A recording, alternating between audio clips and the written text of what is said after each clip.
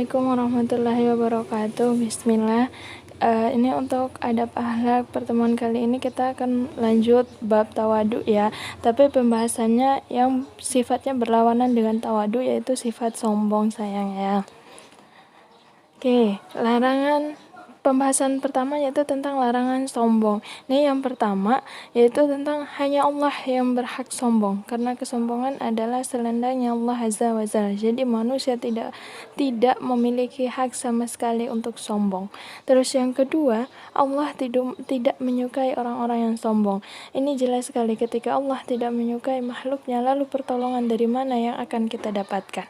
Terus yang ketiga, akan dipalingkan oleh Allah. Jadi Allah tidak akan memperhatikan lagi, tidak akan lagi memberikan hidayah kepada dia. Sama dengan poin yang keempat, yaitu hatinya dikunci oleh Allah Azza wa Jalla.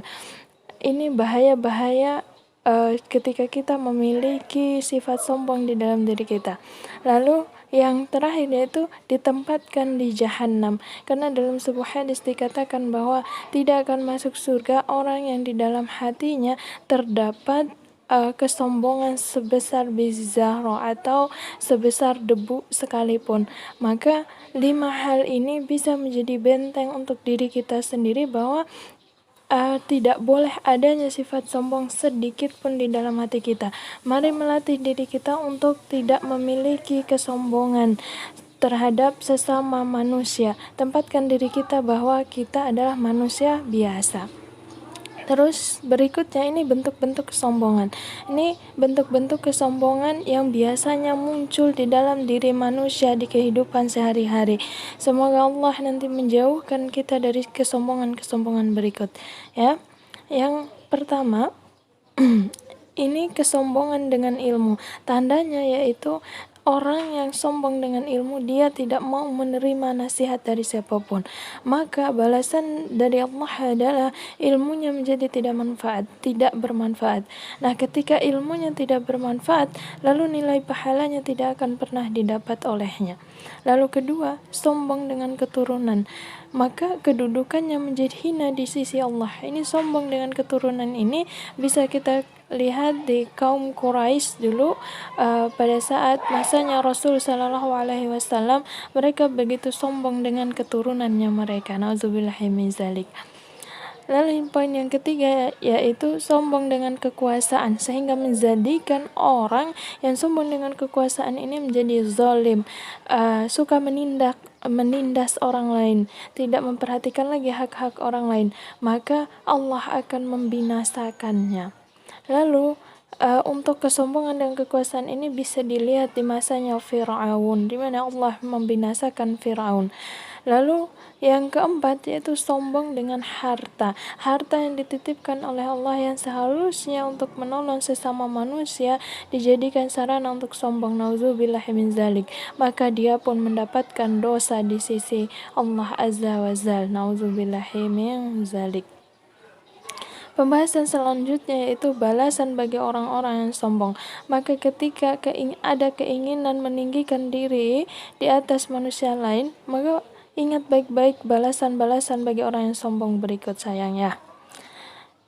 Yang pertama, dia tidak masuk surga. Tadi seperti yang Ibu jelaskan tadi ya. Jadi tidak akan masuk surga orang yang di dalam hatinya terdapat kesombongan, bahkan sebesar debu sekalipun. Kecilnya debu itu tidak boleh ada kesombongan sekecil itu bahkan. Lalu yang kedua, dia ditenggelamkan ke bumi.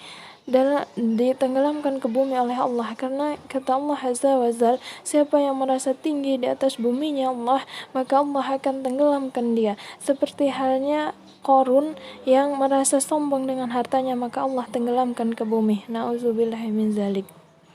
Lalu yang ketiga, menjadi penghuni penjara bulas. Jadi penjara bulas ini yaitu di dalam jahanam ada yang namanya penjara bulas. Nah, minumannya penjara bulas ini, penghuni penjara bulas ini, dia ada meminum nanahnya penghuni neraka. Ini saking rendahnya penghuni penjara bulas. Nauzubillahi min zalik. Lalu yang keempat yaitu direndahkan oleh Allah Azza wa Jalla. Nah, ketika Allah merendahkan manusia, maka segenap makhluk hidup yang ada di bumi, malaikat-malaikat pun jelas akan merendahkan manusia ini dengan cara apapun. Meskipun banyak hartanya, pasti akan terlihat rendah di sisi manusia. Nauzubillah min zalik. Semoga bukan kita, sayang ya. Oke, baik. Ini ada soal yang harus dijawab, sayangnya. Ini 3 soal. Soal ini, jawaban dari soal ini akan Ibu jadikan sebagai absensi untuk pertemuan kali ini, sayangnya. Jadi harus dikerjakan. Baik, demikian untuk materi kali ini. Ibu ucapkan jazakumullahu khairan telah menyimak dengan baik, sayangnya. Wassalamualaikum warahmatullahi wabarakatuh.